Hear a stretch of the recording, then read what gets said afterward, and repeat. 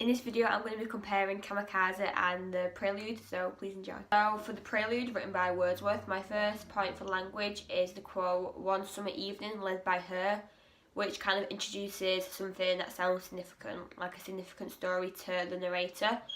And the reference to her is talking about nature, so nature is being personified in this case. And it sounds like the narrator is at one with nature, and it's quite a romantic line. And then the boat here is also being presented as an almost guider or motherly figure, you could say. The next quote I've got is "act of stealth and troubled pleasure." And troubled pleasure is an oxymoron, which means that he finds his environment quite intimidating because he's troubled by it, but then also quite beautiful because it's a pleasure. And then this troubled could also infer he feels guilty about taking from nature, but he's going to do it anyway. So here, man itself is being presented as selfish, proud and arrogant. Next quote I've got is "mountain echoes," which foreshadows danger, and it kind of acts as a warning because these echoes are personified, and so it's like a voice is following him. The next quote I've got is "a huge peak, black and huge," and here the repetition of huge sounds like he's almost stuttering. It gives quite an overwhelmed effect.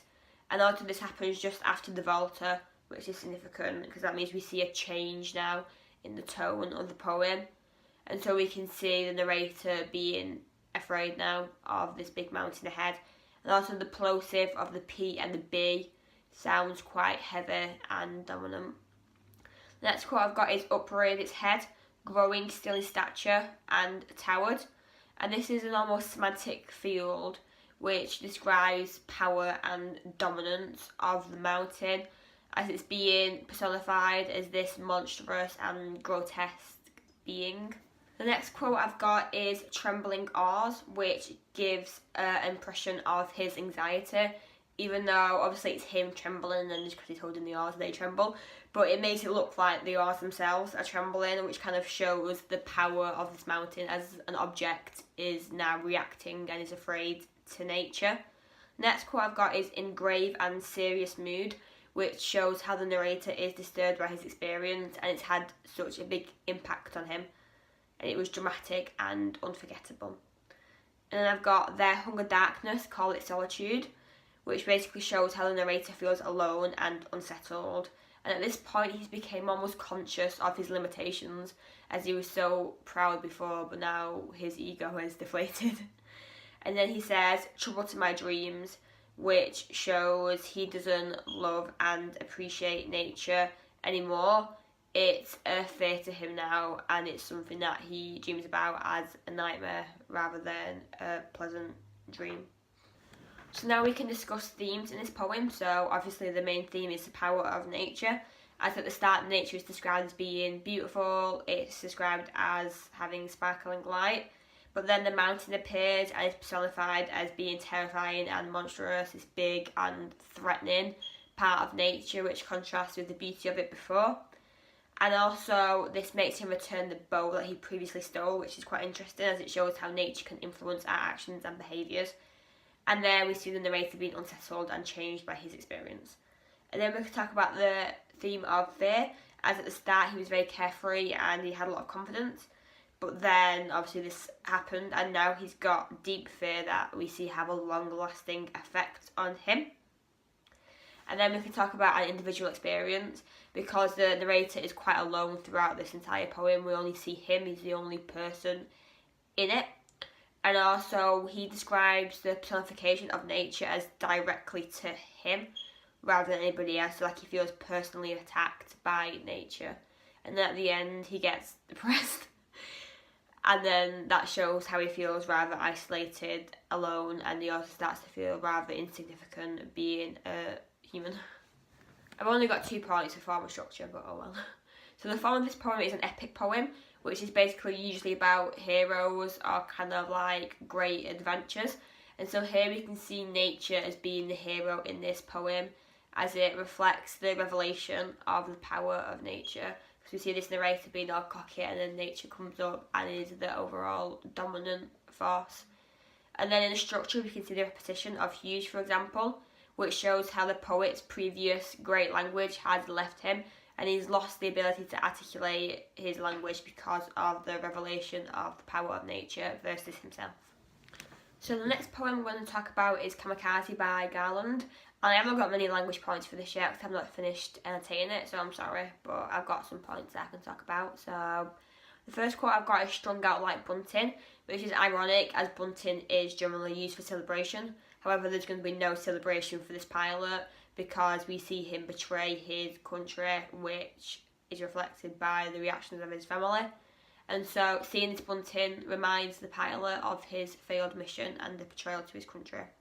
And then he talks about which way is the better way to die, meaning physically dying, or what he chose to do, which is to survive but being metaphorically dead from his family, basically, because they treat him like he's not there, which is tragic irony, because I mean it's quite a strong emotional line which comments on the destructiveness of patriotism. And also this is a third person ending, which is quite significant.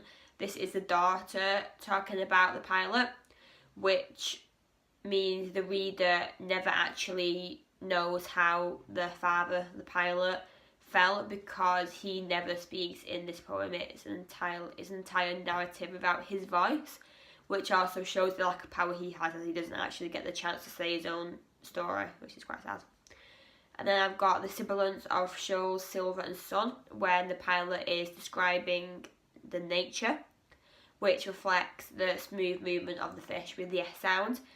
And so here the pilot is recognising the beauty of nature, which we can infer maybe the reason he decided to turn around because he saw the beauty in life and didn't want to leave that all behind.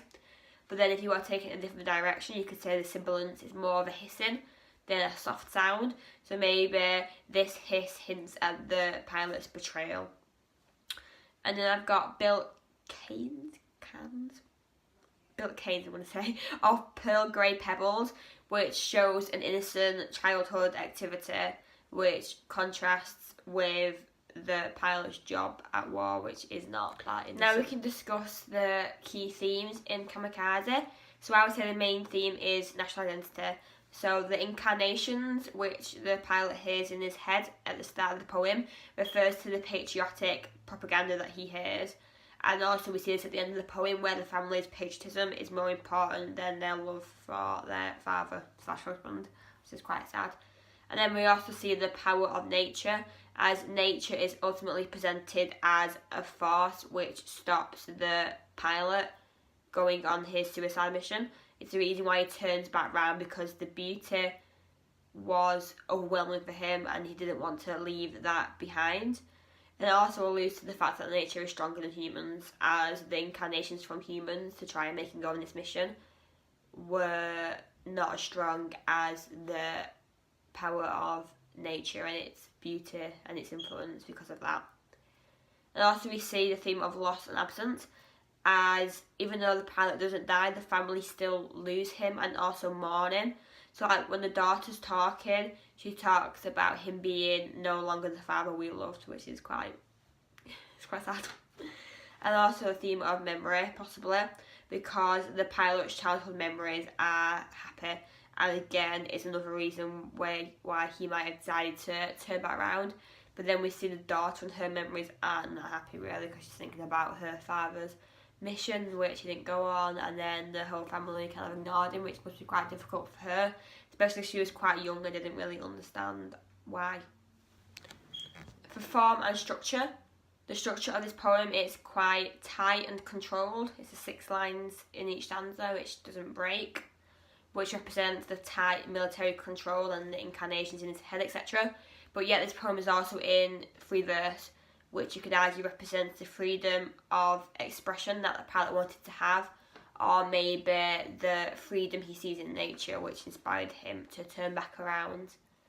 And also we see enjambment when he's talking about his childhood, which shows how he's getting carried away in his childhood memories, again being a force that makes him turn around. So now we can talk about how to compare the Prelude and Kamikaze. I mean, honestly, I wouldn't compare these, but they were the 2 poems that I had left over, so I had to make do.